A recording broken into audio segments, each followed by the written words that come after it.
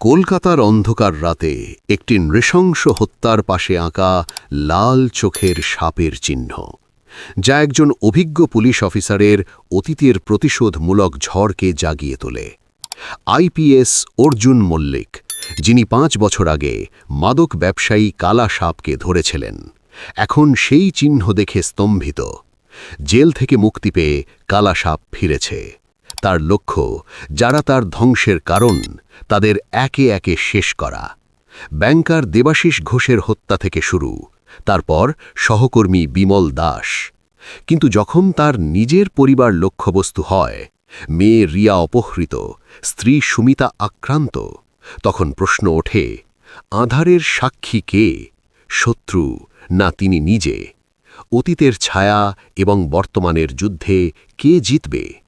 কলকাতার শীতের সকাল, হালকা কুয়াশার চাদরে ঢাকা শহর তখনও পুরোপুরি জেগে ওঠেনি।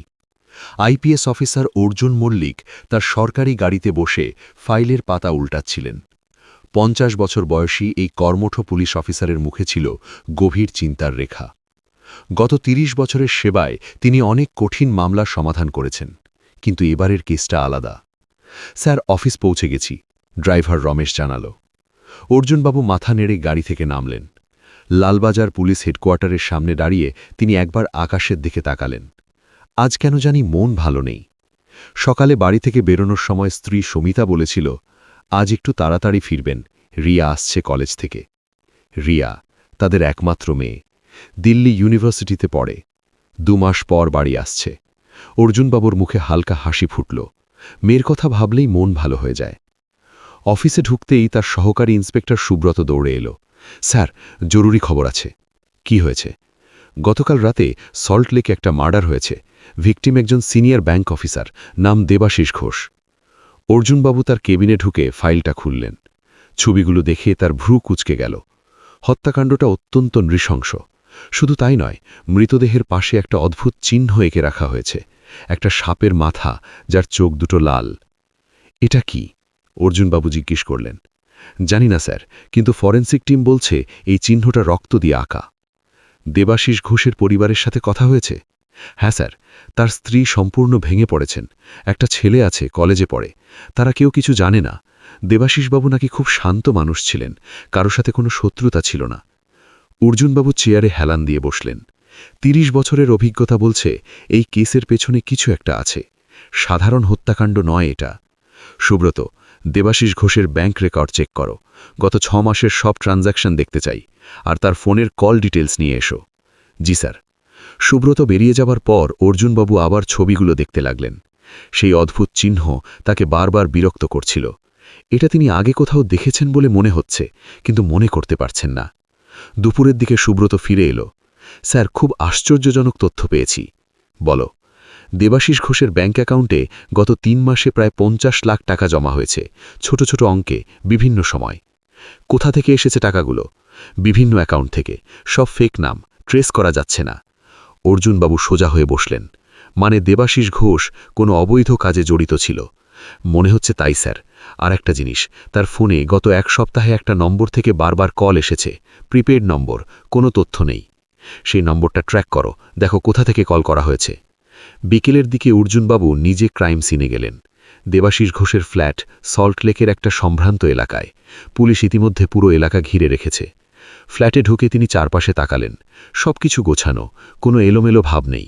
মনে হচ্ছে না কোনো ঝগড়া বা সংগ্রাম হয়েছে। মার্ডারটা পরিকল্পিত। ফরেন্সিক অফিসার ডক্টর সেনগুপ্ত এগিয়ে এলেন। অর্জুনবাবু, ভিকটিমকে একটা ইঞ্জেকশন দেওয়া হয়েছিল, মাদকদ্রব্য, নাম এখনও কনফার্ম হয়নি। তারপর গলা কেটে হত্যা করা হয়েছে। মানে প্রথমে অচেতন করা হয়েছিল? ঠিক। খুনি চেয়েছে ভিকটিম যেন কোনো প্রতিরোধ করতে না পারে। আর সেই চিহ্ন? ভিকটিমের নিজের রক্ত দিয়েই আঁকা। খুনি খুব সাবধানে কাজটা করেছে, কোনো ফিঙ্গারপ্রিন্ট নেই। অর্জুনবাবু মাথা নাড়লেন। এটা কোনো সাধারণ খুনি নয়, পেশাদার। রাত 9টা বেজে গেছে যখন তিনি বাড়ি ফিরলেন। সুমিতা দরজা খুলে দিল। এত দেরি হলো কেন? রিয়া তো দুপুরেই পৌঁছে গেছে। নতুন কেস, একটু জটিল। অর্জুনবাবু ভেতরে ঢুকলেন। বাবা! রিয়া দৌড়ে এসে জড়া ধরল। 21 বছরের মেয়ে, বাবার মতোই তেজস্বী চেহারা। কেমন আছিস? অর্জুনবাবু মেয়ের মাথায় হাত বুলিয়ে দিলেন। ভালো বাবা, তোমার কথাই বলো, কেমন চলছে? ভালো। পড়াশোনা কেমন? চলছে, তবে এবার ক্লাস একটু কম হচ্ছে তাই আগে চলে এলাম। রাতের খাওয়ার সময় অর্জুনবাবু চুপচাপ ছিলেন। সুমিতা বুঝতে পারছিল তার মন ভালো নেই। কি হয়েছে? কেসটা নিয়ে চিন্তিত? হ্যাঁ, একটু অদ্ভুত কেস, কিছু একটা মিসিং পিস আছে। রাতে ঘুমোতে যাবার আগে অর্জুনবাবু তার পুরনো ফাইলগুলো দেখছিলেন। হঠাৎ একটা ফাইলে সেই চিহ্নটা চোখে পড়ল। 5 বছর আগের একটা কেস। তার হাত কাঁপতে লাগল। পরদিন সকালে অর্জুনবাবু খুব তাড়াতাড়ি অফিসে পৌঁছে গেলেন। সুব্রতা তখনও আসেনি। তিনি নিজেই পুরনো ফাইলগুলো খুঁজতে লাগলেন। 2018 সালের একটা কেস। সেই সময় তিনি পুরুলিয়ায় পোস্টেড ছিলেন। একটা বড় মাদক চক্রের সন্ধান পেয়েছিলেন। মাসখানেক তদন্তের পর পুরো নেটওয়ার্কটা উন্মোচিত হয়। 20 জন লোককে গ্রেফতার করা হয়। তাদের মধ্যে প্রধান ছিল কালীপদ সরকার, ওরফে কালা সাঁপ। কালা সাঁপ, সেই নামটাই বলে দেয় তার চরিত্র কেমন ছিল। নির্মম, নিষ্ঠুর। তার সংগঠনের চিহ্ন ছিল লাল চোখের সাপ। অর্জুনবাবুর মনে পড়ল কালা সাপকে গ্রেফতার করার সময় সে বলেছিল, তোমায় ছাড়ব না অর্জুন মল্লিক, একদিন ঠিক ফিরে আসব। কিন্তু কালা সাপ তো জেলে আছে, অর্জুনবাবু ভাবলেন। তিনি তৎক্ষণাৎ জেল কর্তৃপক্ষকে ফোন করলেন। হ্যালো, আমি আইপিএস অর্জুন মল্লিক বলছি। আমি জানতে চাই কালীপদ সরকার, প্রিজনার নাম্বার 34567, সে কি জেলে আছে? ওপাশ থেকে কিছুক্ষণ নীরবতা। তারপর উত্তর এলো, স্যার, কালীপদ সরকার 3 মাস আগে জেল থেকে মুক্তি পেয়েছে। ভালো আচরণের জন্যে তার সাজা কমানো হয়েছিল। অর্জুনবাবুর মাথায় যেন বজ্রাঘাত হল। কি বললেন? 3 মাস আগে? আমাকে কেন জানানো হয়নি? স্যার, যথাযথ নিয়ম মেনেই তাকে ছাড়া হয়েছে। নোটিশ পাঠানো হয়েছিল সব সংশ্লিষ্ট অফিসে। ফোন রেখে অর্জুনবাবু চেয়ারে বসে পড়লেন। তার মনে পড়ল 3 মাস আগে তিনি একটা ট্রেনিংয়ে ব্যাঙ্গালোরে ছিলেন। সে সময় অনেক অফিসিয়াল চিঠি তার টেবিলে জমা হয়েছিল। হয়তো সেই চিঠিটা তিনি লক্ষ্য করেননি। সুব্রত এসে ঢুকল। Good morning sir. Subrata, Kalipada সরকারের কথা মনে আছে? সুব্রত একটু ভেবে বলল, পুরুলিয়ার সেই মাদক ব্যবসায়ী? হ্যাঁ, মনে আছে। ওকে তো আপনি গ্রেফতার করেছিলেন। সে 3 মাস আগে জেল থেকে ছাড়া পেয়েছে। কি? সুব্রতর চোখ বড় হয়ে গেল। আর দেবাশিস ঘোষের মার্ডার সিনে সেই একই চিহ্ন? ঠিক। আমার ধারণা কালা সাপ ফিরে এসছে, আর এটা শুধু শুরু। কিন্তু স্যার, দেবাশিস ঘোষের সাথে কালা সাপের কি সম্পর্ক? সেটাই বের করতে হবে। দেবাশিস ঘোষের অতীত খুঁজে দেখো। সে কি কোনোদিন পুরুলিয়ায় পোস্টেড ছিল? কালা সাপের কেসের সাথে তার কোনো যোগসূত্র আছে কিনা দেখো। দুপুরের মধ্যেই সুব্রত তথ্য নিয়ে হাজির হল। স্যার, দেবাশিস ঘোষ 2017 থেকে 2019 সাল পর্যন্ত পুরুলিয়ায় ছিলেন। সেখানে একটা ব্যাংক ব্রাঞ্চের ম্যানেজার ছিলেন। মানে কালা সাপের গ্রেফতারের সময়ই ছিল সেখানে? হ্যাঁ স্যার। আরেকটা জিনিস, সেই সময় কালা সাপের যে সম্পত্তি জব্দ করা হয়েছিল তার অনেকটাই দেবাশিস ঘোষের ব্যাংকে রাখা ছিল। অর্জুনবাবু বুঝতে পারলেন ধাঁধাটা মিলছে। কালা সাপ মনে করছে দেবাশিস তার টাকা মেরে দিয়েছে বা সরকারকে সাহায্য করেছে। এটা একটা রিভেঞ্জ কিলিং তাহলে? হ্যাঁ। আর যদি আমার আশঙ্কা সত্যি হয়, এটাই শেষ নয়। কালা সাপ সবাইকে টার্গেট করবে যারা তার গ্রেফতারের সাথে জড়িত ছিল। মানে আমিও তার লিস্টে আছি, অর্জুনবাবু গম্ভীর মুখে বললেন। সুব্রত চিন্তিত হয়ে পড়ল। স্যার, আপনার সিকিউরিটি বাড়াতে হবে। আর আপনার পরিবারকে? হ্যাঁ জানি, কিন্তু আগে কালা সাপকে ধরতে হবে। তাকে খুঁজে বের করো। তার পুরনো সহযোগীদের খোঁজো, কারা আবার তার সাথে যোগ দিতে পারে। জি স্যার। সন্ধে বাড়ি ফেরার সময় অর্জুনবাবু খেয়াল করলেন একটা কালো গাড়ি তাকে ফলো করছে। তিনি ড্রাইভারকে বললেন রাস্তা বদলাতে। কালো গাড়িটাও রাস্তা বদলাল। রমেশ, সোজা থানায় চলো। থানায় পৌঁছানোর পর কালো গাড়িটা অদৃশ্য হয়ে গেল। অর্জুনবাবু বুঝলেন খেলা শুরু হয়ে গেছে। বাড়ি পৌঁছে তিনি সুমিতাকে সব বললেন। সুমিতা ঘাবড়ে গেল। তাহলে আমাদের বিপদ? হতে পারে, তবে চিন্তা করো না, আমি ব্যবস্থা নেব। তুমি আর রিয়া একটু সাবধানে থেকো, কোথাও একা বাইরে যেও না। রিয়া তখন তার রুমে ছিল। অর্জুনবাবু তাকে ডাকলেন না, মেয়েকে চিন্তায় ফেলতে চাইলেন না। রাতে খাবার সময় রিয়া বলল, বাবা, আমার কয়েকজন বন্ধু কাল নন্দন যাচ্ছে সিনেমা দেখতে, আমিও যেতে পারি? অর্জুনবাবু একটু চিন্তা করলেন। একা যাবি না তো? না বাবা, 3-4 জন বন্ধু আছে, সবাই মেয়ে। ঠিক আছে, যেতে পারিস, কিন্তু সন্ধ্যের মধ্যে ফিরে আসবি। ঠিক আছে বাবা। রাতে ঘুমোতে যাওয়ার আগে অর্জুনবাবু তার লাইসেন্সড রিভলভারটা চেক করলেন। অনেকদিন ব্যবহার করেননি, কিন্তু এখন হয়তো দরকার হবে। পরদিন সকালে অফিসে গিয়ে তিনি পুরুলিয়ার কেসের সব ফাইল আবার পড়লেন। সেই অপারেশনে মোট ২৫ জন পুলিশ অফিসার জড়িত ছিলেন। এছাড়া ছিল ৩ জন ব্যাংক কর্মচারী, ২ জন সরকারি আধিকারিক এবং ১ জন জজ। এদের সবাইকে সতর্ক করতে হবে, অর্জুনবাবু ভাবলেন। তিনি সুব্রতকে বললেন সবার একটা লিস্ট বানাতে এবং প্রত্যেককে ফোন করে সতর্ক করতে। দুপুরের দিকে আবার একটা খবর এলো, হাওড়ায় আর একটা মার্ডার হয়েছে। ভিকটিম একজন অবসরপ্রাপ্ত পুলিশ ইন্সপেক্টর, নাম বিমল দাস। অর্জুনবাবু লাফিয়ে উঠলেন, বিমল দাস? সেই পুরুলিয়া অপারেশনে তিনি আমার ডান হাত ছিলেন। সুব্রত, চলো তাড়াতাড়ি। ক্রাইম সিনে পৌঁছে দেখলেন একই চিত্র, নৃশংস হত্যা আর সেই লাল চোখের সাপের চিহ্ন। ফরেন্সিক টিম এসে পৌঁছেছে। ডাক্তার সেনগুপ্ত বললেন, একই প্যাটার্ন, প্রথমে ড্রাগ, তারপর হত্যা। ডাক্তার অর্জুনবাবু মৃতদেহের দিকে তাকালেন। বিমল দাস, তার পুরনো সহকর্মী, বন্ধু। এভাবে মরবে কে জানত? কালা সাপ, তুই আমাকে চ্যালেঞ্জ করছিস, অর্জুনবাবু মনে মনে বললেন। আমি এই চ্যালেঞ্জ নিলাম। সন্ধে অফিসে ফিরে তিনি একটা স্পেশাল টিম গঠন করলেন, 10 জন দক্ষ অফিসার। তাদের একটাই কাজ, কালা সাপকে খুঁজে বের করা। আমি চাই 24 ঘন্টার মধ্যে কালা সাপের হদিশ, তার পুরনো ঠিকানা, তার আত্মীয় স্বজন, বন্ধু বান্ধব, সবাইকে খোঁজো। কলকাতার সব ইনফরমারদের অ্যাক্টিভ করো। সন্ধে বাড়ি ফেরার পথে আবার সেই কালো গাড়ি। এবার অর্জুনবাবু নিজেই গাড়ি থামালেন।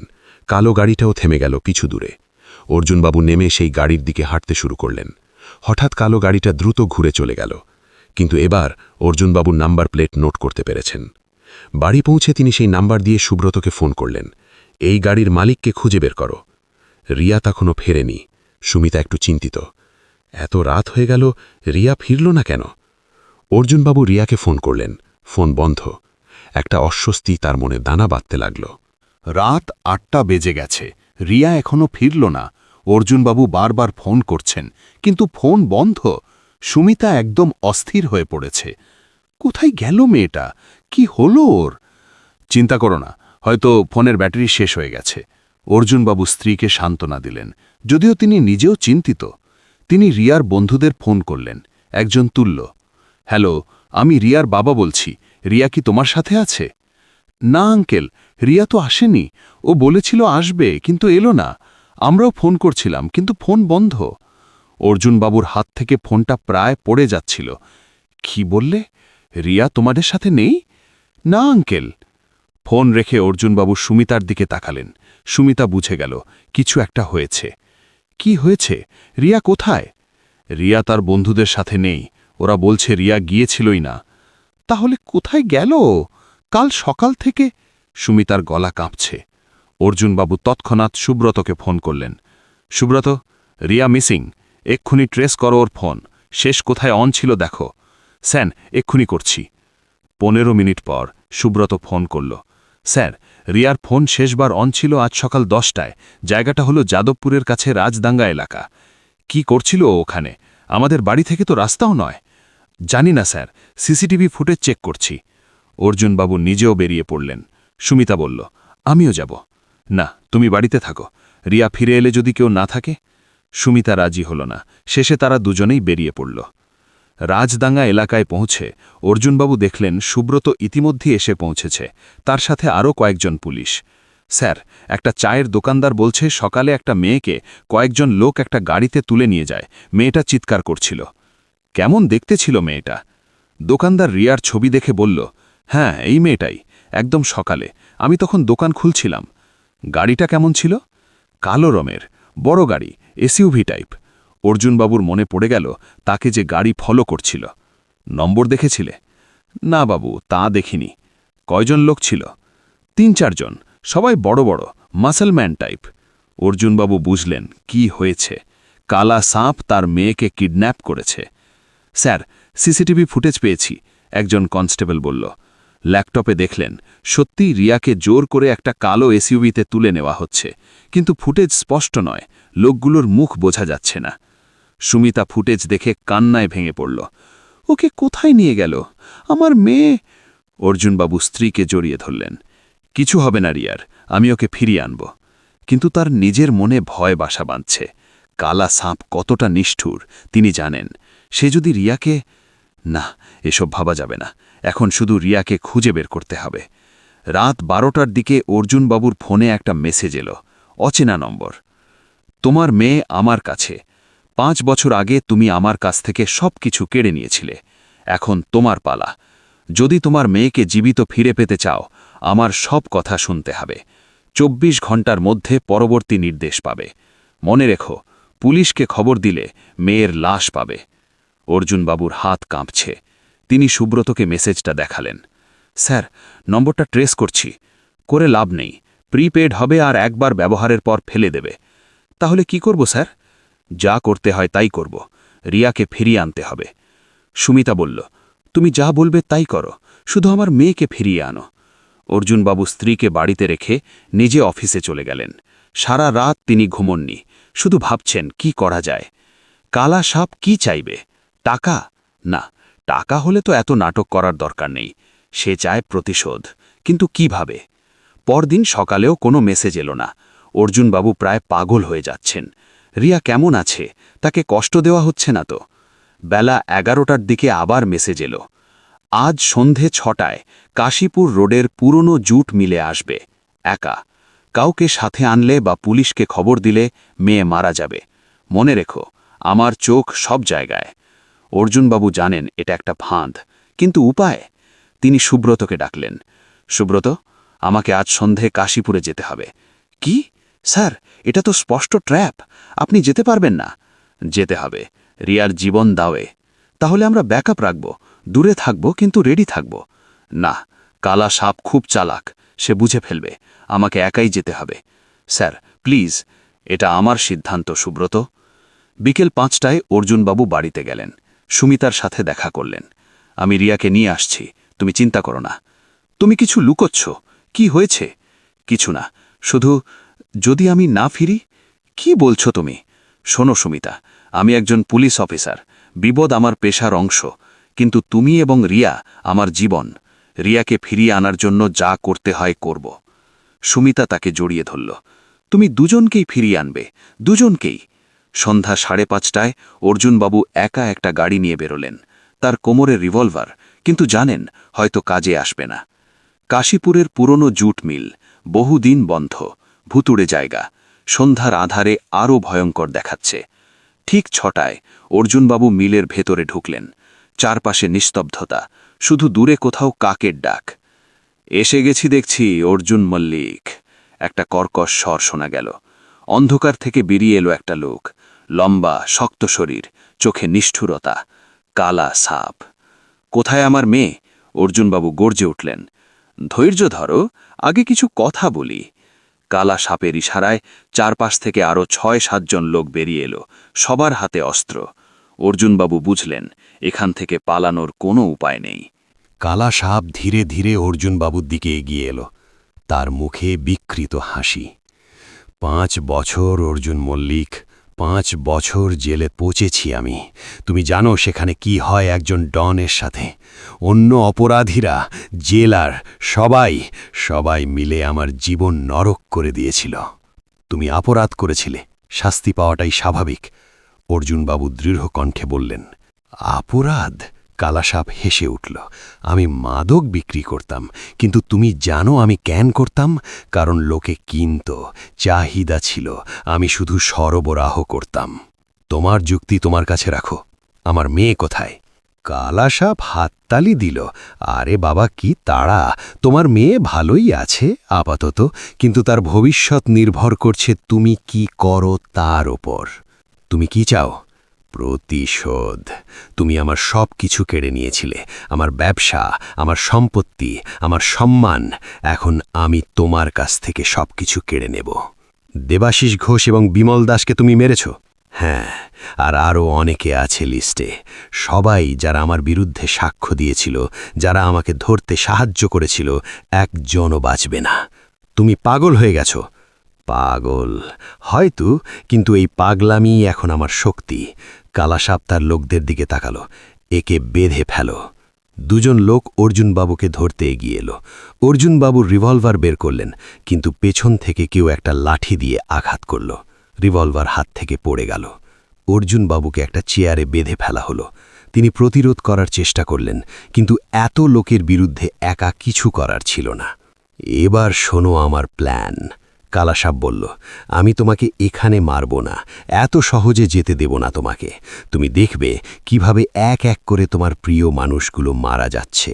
প্রথমে তোমার মেয়ে, তারপর তোমার স্ত্রী, তারপর তোমার সহকর্মীরা, আর তুমি শুধু দেখবে অসহায়ভাবে। তারপর যখন তুমি পুরোপুরি ভেঙে যাবে তখন তোমাকে মারব। তুমি নরপশু, অর্জুনবাবু চিৎকার করলেন। হ্যাঁ, আমি নরপশু, আর এই নরপশুকে তুমি তৈরি করেছ অর্জুন মল্লিক। 5 বছর আগে যখন তুমি আমার ছেলেকে ক্রসফায়ারে মেরেছিলে, তখনই আমি সিদ্ধান্ত নিয়েছিলাম তোমাকে তোমার প্রিয় সন্তান হারানোর যন্ত্রণা দেব। অর্জুনবাবুর মনে পড়ল পুরুলিয়া অপারেশনের শেষ দিন রঞ্জিত পুলিশের ওপর গুলি চালায়, পাল্টা গুলিতে সে মারা যায়। সেটা ক্রসফায়ার ছিল না, ছিল আত্মরক্ষা। কিন্তু কালাসাপ তা বুঝবে কিভাবে? রঞ্জিত নিজে আগে গুলি চালিয়েছিল, আমরা শুধু আত্মরক্ষা করেছিলাম। মিথ্যে কথা, তুমি ইচ্ছে করে ওকে মেরেছিলে। কালাসাপ চিৎকার করে উঠল, তার চোখ রক্তবর্ণ হয়ে গেছে। আমি সত্যি বলছি, রঞ্জিত ছিল একজন অপরাধী, কিন্তু আমরা ওকে মারতে চাইনি, ও নিজেই। চুপ! কালাসাপ অর্জুনবাবুর মুখে একটা চড় কষিয়ে দিল। আর একটা কথাও বলবে না আমার ছেলের সম্পর্কে। তারপর সে তার লোকদের বলল, একে নিচের ঘরে নিয়ে যাও, আলাদা করে রাখো, আর মেয়েটাকে নিয়ে এসো। 2 জন লোক অর্জুনবাবুকে টেনে নিয়ে গেল একটা অন্ধকার ঘরে, সেখানে ফেলে রেখে তারা চলে গেল। অর্জুনবাবু চেষ্টা করলেন দড়ি খুলতে, কিন্তু খুব শক্ত করে বাঁধা। অন্ধকার ঘরে তিনি একা, শুধু তার ভাবনা আর ভয় নিয়ে। রিয়া কোথায়? ও কেমন আছে? ওকে কিছু করছে না তো? কিছুক্ষণ পর দরজা খুলল। 2 জন লোক একটা মেয়েকে টেনে নিয়ে এলো। রিয়া! রিয়া! অর্জুনবাবু চিৎকার করলেন। বাবা! রিয়াও চিৎকার করে উঠল। তাকে আরেকটা চেয়ারে বেঁধে ফেলা হলো। লোক দুটো চলে যাওয়ার পর অর্জুনবাবু জিজ্ঞেস করলেন, তুই ঠিক আছিস? তোকে কিছু করেছে? না বাবা, আমি ঠিক আছি। ওরা আমাকে কিছু করেনি, শুধু একটা ঘরে বন্দি করে রেখেছিল। বাবা, এরা কারা? কেন আমাদের ধরেছে? লম্বা গল্প রিয়া, কিন্তু আমি তোকে এখান থেকে বের করব। ভয় পাবি না। আমি ভয় পাচ্ছি না বাবা, তুমি আছো। অর্জুনবাবুর চোখে জল এসে গেল। মেয়ের এই বিশ্বাস, তার ওপর এই আস্থা, এগুলোই তাকে শক্তি দেয়। রিয়া, তুই দড়ি খুলতে পারবিস? চেষ্টা করছি বাবা, কিন্তু খুব শক্ত। তারা দুজনেই চেষ্টা করতে লাগলেন দড়ি খুলতে, কিন্তু পেশাধরভাবে বাধা, এত সহজে খুলছে না। হঠাৎ বাইরে একটা আওয়াজ শোনা গেল, গুলির আওয়াজ। কি হচ্ছে? রিয়া ভয় পেয়ে গেল। অর্জুনবাবু কান পেতে শুনলেন। হ্যাঁ, নিশ্চিতভাবেই গুলির আওয়াজ আর চিৎকার। কেউ কি এসেছে তাদের বাঁচাতে? কিন্তু কে? দরজা খুলে গেল। কালা সাপ ঢুকল, তার হাতে একটা পিস্তল। সে রাগে ফুঁসছে। তুমি পুলিশকে খবর দিয়েছিলে, আমি বলিনি একা আসতে? আমি কাউকে বলিনি, আমি একাই এসেছি। মিথ্যে, বাইরে পুলিশ, ওরা চারপাশ ঘিরে ফেলেছে। কালা সাপ পিস্তল তাক করল রিয়ার দিকে। তোমার মেয়ে এক্ষুনি মরবে। না, থামো! অর্জুনবাবু চিৎকার করলেন। ঠিক সেই মুহূর্তে দরজা ভেঙে ভেতরে ঢুকল কয়েকজন পুলিশ। তাদের সামনে সুব্রত। হাত থেকে অস্ত্র ফেলে দাও কালাসাপ, চারপাশ ঘেরা। কালাসাপ পিস্তল ঘোরালো সুব্রতর দিকে, কিন্তু তার আগেই সুব্রত গুলি করল। কালাসাপের হাত থেকে পিস্তল পড়ে গেল। কয়েক মুহূর্তের মধ্যে পুরো জায়গা পুলিশে ভর্তি হয়ে গেল। কালাসাপ এবং তার সব লোক গ্রেফতার হল। সুব্রত অর্জুনবাবু আর রিয়ার দড়ি খুলে দিল। স্যার, আপনি ঠিক আছেন? হ্যাঁ, ঠিক আছি। কিন্তু তুমি এলে কিভাবে? আমি তো বলেছিলাম। স্যার, আমি 30 বছর ধরে আপনার সাথে কাজ করছি না, কিন্তু আপনাকে চিনি। জানতাম আপনি একা যাবেন, তাই দূর থেকে ফলো করছিলাম। যখন দেখলাম আপনি ভেতরে ঢুকছেন, তখন টিম নিয়ে এগোলাম। ধন্যবাদ সুব্রত, তুমি আমার আর রিয়ার জীবন বাঁচিয়েছ। রিয়া বাবাকে জড়িয়ে ধরল। বাবা, আমি ভয় পেয়েছিলাম। সব শেষ হয়ে গেছে মা, এবার বাড়ি চলো। বাইরে বেরিয়ে দেখলেন প্রায় 50 জন পুলিশ, সবাই সুব্রতর নেতৃত্বে এসেছে। অ্যাম্বুলেন্সে তুলে কালাসাপকে নিয়ে যাওয়া হলো। তার কাঁধে গুলি লেগেছে, কিন্তু প্রাণঘাতী নয়। যাওয়ার সময় কালাসাপ চিৎকার করল, এখনো শেষ হয়নি অর্জুন মল্লিক, আমার লোক এখনো আছে বাইরে, তোমার পরিবার নিরাপদ নয়। অর্জুনবাবু শিউরে উঠলেন। সুমিতা! তিনি তৎক্ষণাৎ বাড়িতে ফোন করলেন। ফোন তুলল না কেউ। সুব্রত, তাড়াতাড়ি বাড়িতে যেতে হবে। গাড়ি প্রচণ্ড গতিতে ছুটছে। অর্জুনবাবু বারবার বাড়িতে ফোন করছেন, কিন্তু কেউ তুলছে না। তার বুক ধরফর করছে। বাবা, মা ঠিক আছে তো? রিয়া জিজ্ঞেস করল। নিশ্চয়ই ঠিক আছে, হয়তো ঘুমিয়ে পড়েছে। অর্জুনবাবু মেয়েকে আশ্বস্ত করলেন, যদিও নিজেই চিন্তিত। বাড়ির সামনে পৌঁছে দেখলেন দরজা খোলা। এটা স্বাভাবিক নয়, সুমিতা কখনো দরজা খোলা রাখে না। সবাই সাবধান, অর্জুনবাবু সবাইকে সতর্ক করলেন। পুলিশরা বন্দুক তাক করে ধীরে ধীরে ভেতরে ঢুকল। অর্জুনবাবু এবং রিয়া তাদের পেছনে। ভেতরে চারপাশে এলোমেলো, আসবাবপত্র ভাঙা, জিনিসপত্র ছড়ানো। স্পষ্টই ঝগড়া হয়েছে। মা, মা কোথায়? রিয়া চিৎকার করে উঠল। তারা পুরো বাড়ি তন্ন তন্ন করে খুঁজল। শোবার ঘরে গিয়ে দেখলেন সুমিতা মেঝেতে অজ্ঞান পড়ে আছে, তার মাথা থেকে রক্ত পড়ছে। সুমিতা! অর্জুনবাবু দৌড়ে গিয়ে স্ত্রীকে কোলে তুলে নিলেন। অ্যাম্বুলেন্স, তাড়াতাড়ি! সুব্রত চিৎকার করল। ডাক্তার এসে প্রাথমিক চিকিৎসা করল। মাথায় আঘাত পেয়েছে, কিন্তু বিপজ্জনক কিছু নয়, হাসপাতালে নিয়ে যেতে হবে। সুমিতাকে হাসপাতালে নেওয়ার সময় তার জ্ঞান ভিড়ল। অর্জুন, রিয়া, আমরা ঠিক আছি, তুমি চিন্তা করো না। 3 জন লোক এসেছিল, তোমাদের খুঁজছিল, আমি বাধা দিলে মারল। শান্ত হও, সব ঠিক হয়ে যাবে। হাসপাতালে সুমিতাকে ভর্তি করানো হলো। ডাক্তার বলল, চিন্তার কিছু নেই, 2-3 দিন পর্যবেক্ষণে রাখতে হবে। অর্জুনবাবু হাসপাতালের করিডোরে দাঁড়িয়েছিলেন। সুমিতার ওয়ার্ডের সামনে 2 জন সশস্ত্র পুলিশ পাহারায়। রিয়া তার মায়ের পাশে বসে কাঁদছিল। ডাক্তারের কথায় কিছুটা স্বস্তি এলেও মনের ভয় পুরোপুরি যায়নি। কালাসাপের শেষ চিৎকারটা তার কানে বাজছিল। আমার লোক এখনো আছে বাইরে। সুব্রত এগিয়ে এলো। স্যার, বাড়ির সিসিটিভি ফুটেজ চেক করেছি। 3 জন লোক এসেছিল, মুখ ঢাকা, কিন্তু একজনের হাতে একটা ট্যাটু দেখা গেছে, লাল চোখের সাপ, কালাসাপের পুরনো গ্যাংয়ের সদস্য। ওদের ধরতে হবে সুব্রত। এবার আর কোনো ঝুঁকি নেব না, আমার পরিবারকে আর বিপদে ফেলব না। ইতিমধ্যে সব থানায় অ্যালার্ট পাঠানো হয়েছে। কালাসাপের পুরনো সহযোগীদের লিস্ট থেকে যারা এখনও ধরা পড়েনি তাদের ওপর নজর রাখা হচ্ছে। আর স্যার, আপনার বাড়িতে এবং হাসপাতালে 24 ঘন্টা সিকিউরিটি থাকবে। অর্জুনবাবু মাথা নাড়লেন। ভালো, কিন্তু আমি চুপ করে বসে থাকব না। কালাসাপকে জিজ্ঞাসাবাদ করতে হবে। ও জানে ওর বাকি লোক কোথায়। পরদিন সকালে অর্জুনবাবু সোজা জেলে গেলেন। কালাসাপকে ইন্টারোগেশন রুমে আনা হলো। তার কাঁধ ব্যান্ডেজ, মুখে তাচ্ছিল্যের হাসি। কি খবর, অর্জুন মল্লিক? তোমার স্ত্রী বেঁচে গেছে শুনলাম। কালাসাপ বিদ্রুপের সুরে বলল। তোর খেলা শেষ কালাসাপ, এবার বল তোর বাকি লোক কারা, কোথায় লুকিয়ে আছে? কালাসাপ হো হো করে হাসল। আমি কিছু বলবো না, তুমি যতই চাপ দাও আমার মুখ খুলবে না। আর আমার লোকেরা, ওরা আমার চেয়েও নিষ্ঠুর, তোমার পরিবারকে শান্তিতে থাকতে দেবে না।